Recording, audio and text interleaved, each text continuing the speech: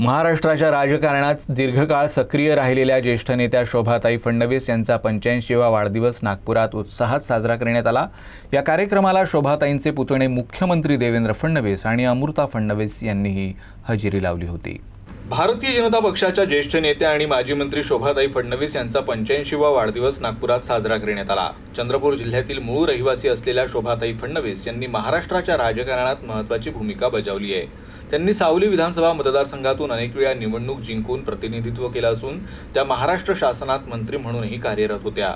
त्या देवेंद्र फडणवीस यांच्या काकू असून राजकीय आणि सामाजिक क्षेत्रात त्यांनी दीर्घकाळ योगदान दिलंय। तर वाढदिवसानिमित्त आयोजित कार्यक्रमात आप्तस्वकीयांनी हजेरी लावत त्यांना दीर्घायुष्य आणि उत्तम आरोग्याच्या शुभेच्छा दिल्या।